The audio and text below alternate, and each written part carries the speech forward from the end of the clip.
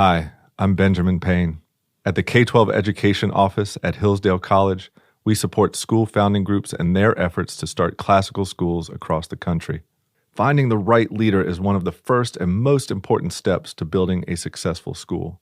While we do consider experience in education, we seek candidates who exhibit unwavering personal integrity, honesty, courage, and servant-hearted leadership. Perhaps that's you. If you're looking to engage in fulfilling, impactful, and challenging work protecting our nation's future and building up the next generation of virtuous citizens, we'd love to hear from you. I'm looking for strong school leaders right now. Learn more about how you can make a difference at hillsdale.edu/leader. hillsdale.edu/LEADER. That's hillsdale.edu/leader. Welcome to the Hillsdale College K-12 Classical Education Podcast, bringing you insight into classical education and its unique emphasis on human virtue and moral character, responsible citizenship, content-rich curricula, and teacher-led classrooms. Now your host, Scot Bertram. Thanks for listening. The Hillsdale College K-12 Classical Education Podcast is part of the Hillsdale College Podcast Network. More episodes at podcast.hillsdale.edu or wherever you find your audio.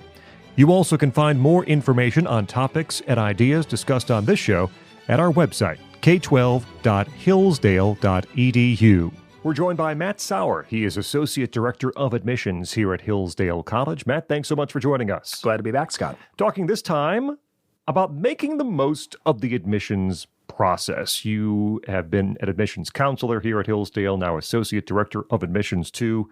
What are some things that you wish that parents and high school students were more aware of as they enter this process? It totally depends on the student and parent. I think some families are unaware of the timing of it all, especially if this is your first high school student. It starts a little earlier than you think it does. And so there are parents who come late fall of their child's senior year and it's their first college visit.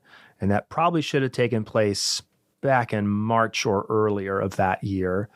Some parents will think they got to get way ahead of the curve and will show up with their 12-year-old and say, I want them to do an interview. And that's a little too early. So if we can hit it right on target, you probably want to start the whole admissions visiting process, touring colleges, somewhere between the spring of your junior year and the fall of your senior year. And feel free to come back multiple times if you've got the resources to do it. But I want to make sure that students are not there too early and missing out on questions they otherwise would have asked, or they're too late and I have to tell them, I'm sorry, the scholarships are gone. So either way, that's one thing I wish they knew is maybe the timeline. I think I wish that they were aware of the resources that we have. And part of that is when you visit, we tell you what they are, but your admissions counselor is your resource for most of this. So I feel like sometimes parents and students will struggle through the website, or they will blast forward with assumptions that aren't true that they could have cleared up if they just shot a quick email or made a quick phone call to their admissions counselor. We at Hillsdale have 10 people on staff for a school that doesn't get hundreds of thousands of applications. We're busy, but we're not too busy for you, you parents and students out there. So do get in touch with us, know who we are. That's on the website. You can find our bios and our contact info and reach out and start up the conversation and let us. I say there's no such thing as a dumb question. There are questions that irk me because they were on the website, but I also think there's so many questions where you just don't know where to look for the answer yet. So part of it is we want to educate you on how to educate yourself on the process and work with you. But yeah, I think that part of it is it's timing, not only how to apply, but also like we do post when we'll release decisions. And so if we haven't gotten back with you, it's probably not because we lost your application. It's probably because we told you early December is when we would mail things out. And so but again, I'd rather have you try to say, hey, where is that decision? And I can say, oh, it's not here yet, and remind you of it than like it's May and we definitely lost something or you lost something and no one knows anything. So anyway, very simply, that's, I guess, a beginning to an answer. There's lots of things. But. Yeah. You told us in a previous edition of this show about the missteps you made in sort of narrowing down your choices and in your initial visits, and that didn't go the way you thought it should. Hundreds of colleges and universities, dozens might be good fits for a student out there. How do you recommend them begin that process of winnowing the possibilities? Yeah. Immediately talk to people that you trust. I think start generating a list from the people that know you the best, and go from there. You can throw in a few colleges to visit and look at that you think you want. And this is kind of, I referenced earlier, my inventory checklist that told me to go be a communications major, even though I didn't know what that was and I didn't know what I could do with it. And I was blindly following the resources that the public schools had given me. I think it was good for me to see a couple of those schools because my first choice was my first visit, and it was the most depressing visit of my life. It was horrible on every level. And so I'm glad that I visited because otherwise I would have run away with my imagination. So as you compile the list, I'd also get a variety going. I think that's crucial. I did giant public schools. I did medium public schools. I did a bunch of different private schools. And it was so enlightening to be able to have that experience. And I knew exactly what I was picking when I got to Hillsdale because I knew what I wasn't picking elsewhere, right? They had things that the other schools didn't have, and they talked about themselves in a way that other schools didn't. So to do your homework, I know I had to give up a whole spring break, and that's misery for a junior. But think of the benefits, right? And go visit some place nearby the college, right? I remember I visited some schools near the Chicagoland area, and I did Shed's Aquarium for an afternoon, and that meant a lot to me. So go find something fun and take your family along with you. Make it a good time. Just thinking back to my process, which was Stone Age, when does the issue of size, is the question of size determined pretty quickly? And I say that because it was for me. When I started going on visits, I went to a high school of around 1,300. And as I was going on some visits of the colleges I narrowed, I went to one that was probably around like 10,000. I was way too big. And I visited one that was around 6,000. I was still way too big. And so very quickly, the whole feel was off. I knew that was not going to be a place where I was comfortable. And that very quickly, of course, led me to narrow down further to schools that were more in the range where I thought I would be comfortable and successful. So the question of size, is that one that perhaps you can deal with early on? The complicating factor here is that everyone and their brother has an honors college now, or they've got some sort of subset of the university that they will try to tempt you with. And this is not to say a big school is a bad school. I'm just saying what I felt as a temptation was, but if you come here to this giant university, well, you can live in this building and only interact with these people, and you never have, honestly, you never have to talk to anyone else on the campus if you don't want to. And now that I say that, it's kind of ridiculous, but it is you could insulate yourself completely with just these people. And they would say, well, it's a small university feel with a big university a set of resources. And then they dazzle you with and your dorm that you won't ever leave has a sushi bar now, and it's got workout equipment, and it's at a Chick-fil-A. Yeah, a Chick-fil-A. It's phenomenal. So that is where the size question will get confusing for students.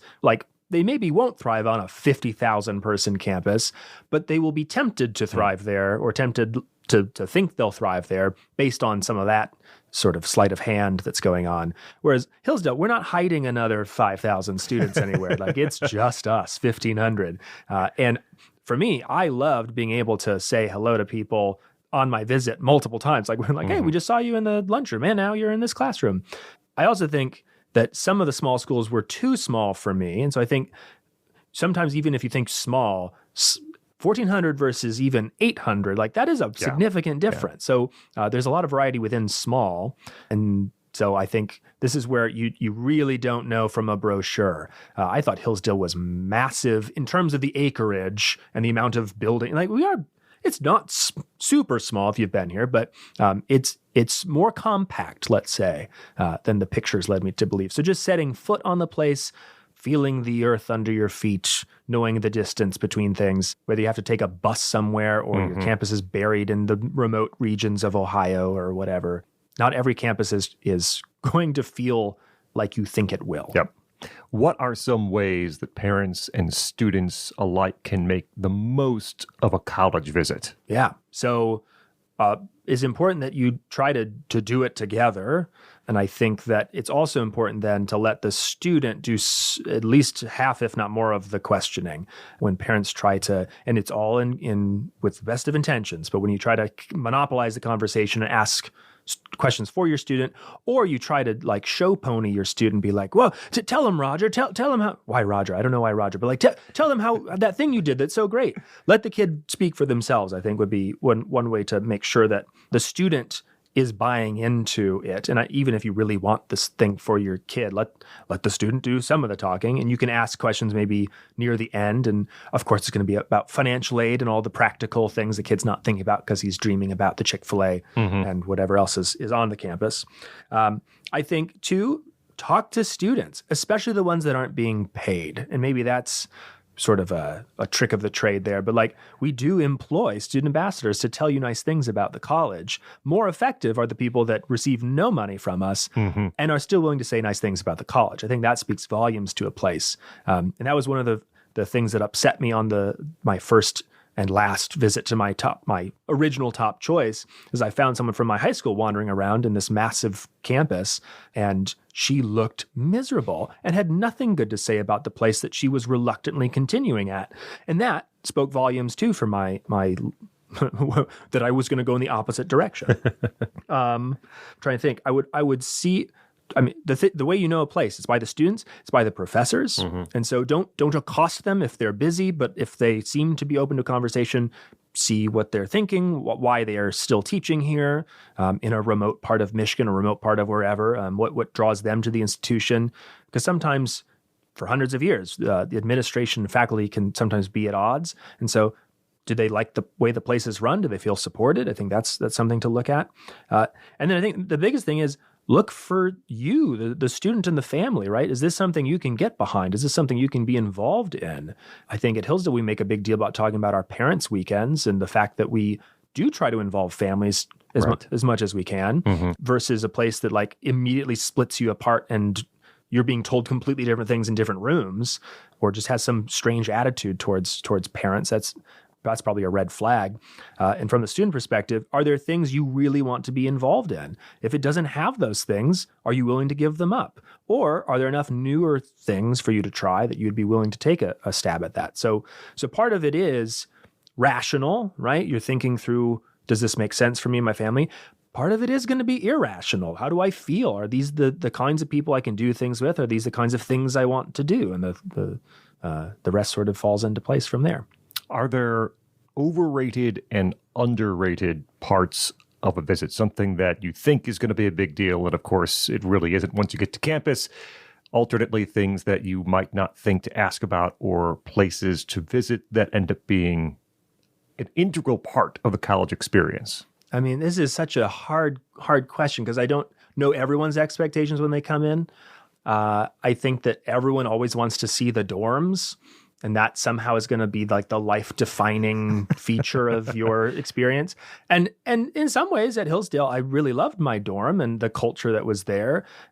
It wasn't the most impressive architecturally compared to the schools that were giving me like kitchens and pinball game. They're like, whatever, right? Like all the bells and whistles. Hillsdale's was like cinder block and you get a bed. Like, there you go. You come to find out though, you sleep in your dorm. That's really all you're doing in your dorm. And then you're hanging out with the people outside of your dorm, and maybe the people, you bring them out with you. But yeah, don't get sucked in by all of the fancy accoutrements of the dorm. So I think that's kind of like an overrated piece.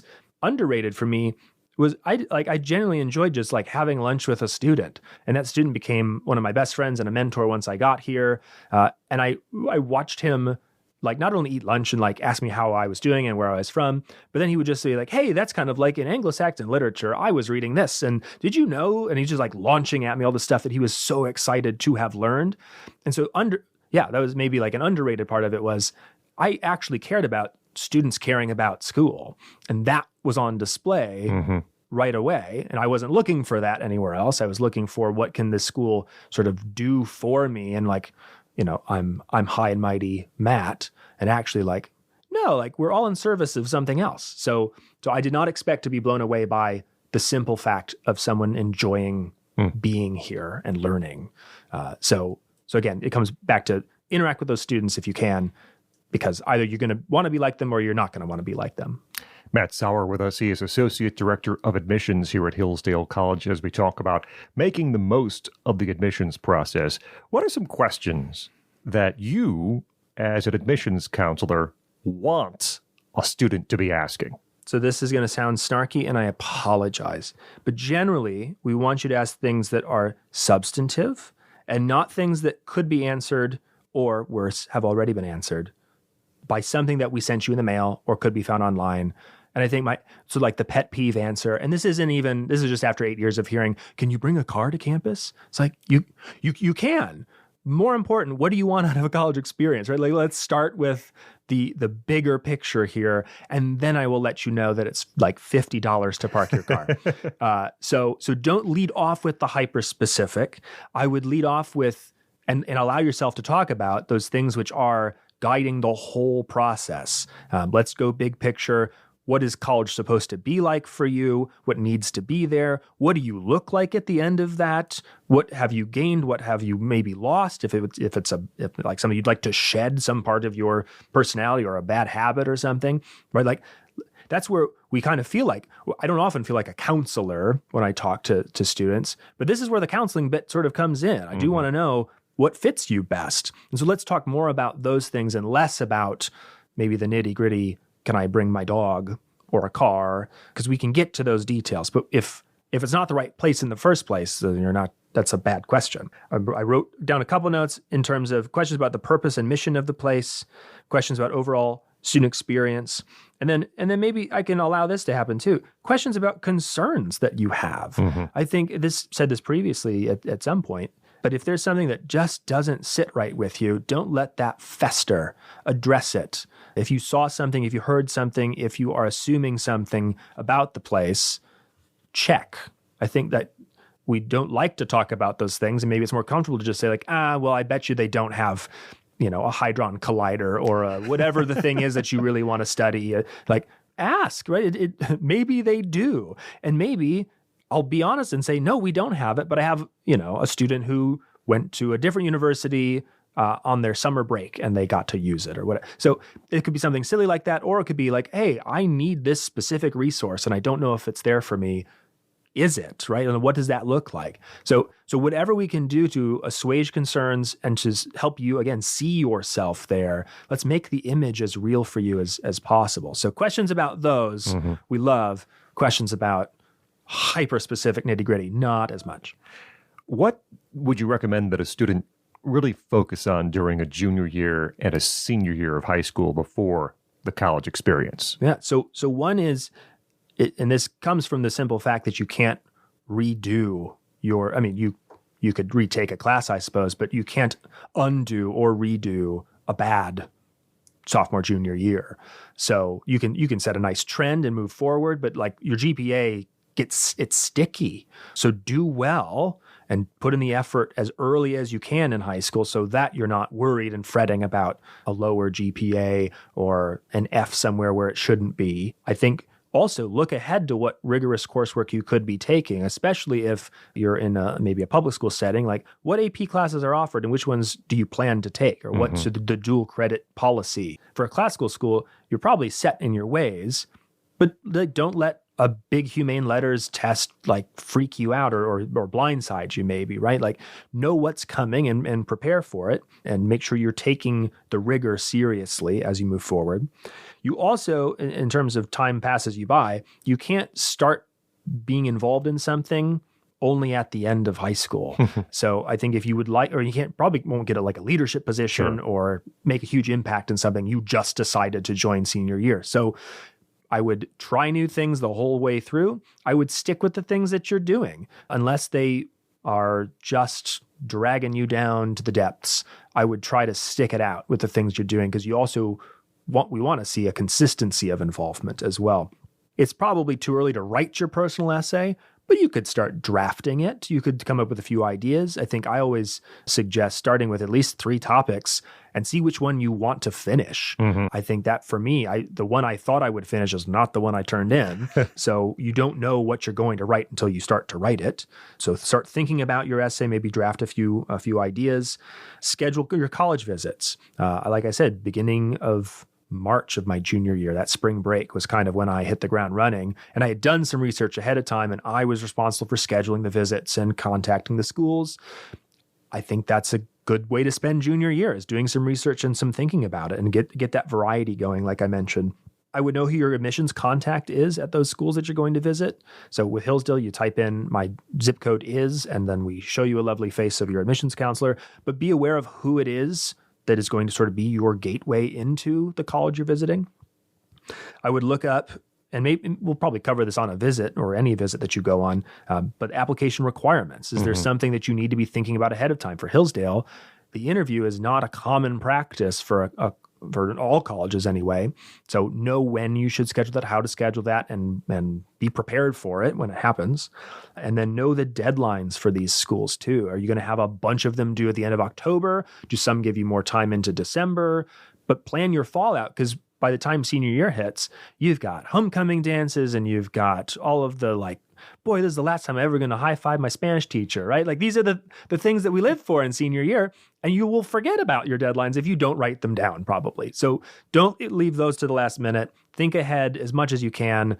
And this is maybe just my mother in me coming out, but look where you're going before you leap if you can. It'll probably all work out no matter what, but you've got this time if you're listening as a junior or senior. By the way, I think that would be a high Cinco with the Spanish teacher. Oh, you're right. Correct. Probably. Muy bien. Muy bien. Final question, and with the caveat that, yes, this is going to be different for every student. But if you are counseling students and they say, well, I can't decide. I can't, school X, school Y, school Z, I like them all. Do you have suggestions as to how to make your way through that process, or the differentiating factors perhaps that students should concentrate on when making that decision or ranking those college preferences? Yeah, you could be insane like me, and I still have access to the Excel spreadsheets that I made, and I had pros and I had cons and I had distance from home, and I had every data point you could imagine, and come to find out, whatever matters to you is what is ultimately going to matter, right? Yeah. So I had a student choose a different college than Hillsdale, even though he had an amazing scholarship. He was a rock star on campus, he was going to be great. And I remember I got the phone call. I was pumping gas, didn't expect it. And he says, I can't go. It's too far away. And this kid lived an hour from campus. And for some people, it's just always going to be that an hour from campus is too far. Yeah. And so I don't know what's the most important thing, but you need to figure out what the most important thing is to you and do some rankings based on that. For me, at first, it was do they have the major that I was told I'm supposed to have? I also think then I looked at rankings. I've come to find that rankings are kind of silly. And so I wouldn't trust the rankings. I would trust the visit that you went on and what you personally think of it and how you rank it. I'm trying to think of what else to say here about prioritizing it. I think it ultimately comes down to your careful reflection and thought on what you want college to be. Does it have the things that you need? If not, again, can you live without that thing? I'm thinking through my own pros and cons list here. For some schools, it literally was just, but the dorms. And then I would write a con, and then I would write another pro, but the dorms. And so you're just going to maybe be, dreamily considering what it might be like to have your own kitchen.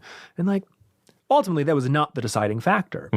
For me personally, it came down to I wanted to go to a place that sounded like what I wanted to sound like and that had people there that I wanted to emulate. And I really only found that at Hillsdale. But I had to slog through 7-8 visits to discover that, right? And to find that there were people talking the opposite of me in an unhelpful way. Not that they thought differently, just they were pursuing life in a very different sort of antagonistic way. I'm not knocking diversity of thought here. I'm suggesting that I really admired who I saw here. So for me, it's the admiration ranking. Are there people there? Because ultimately that's, for all the buildings, if they're filled with heathens and cretins and people that don't wish you the best or actively wish you harm, I wouldn't choose that place, even if the dorms are nice. Even if they got a Chick-fil-A. Even. We're doing that here a little bit, right? Like every couple weeks here, we're like importing Chick-fil-A. Yep. We don't say, what's the tagline? My pleasure? Or Oh, I think it is. Yeah, right? Yeah. We're not as polite about it, but like we do have some Chick-fil-A here. Matt Sauer, Associate Director of Admissions here at Hillsdale College, as we talk about making the most of the admissions process.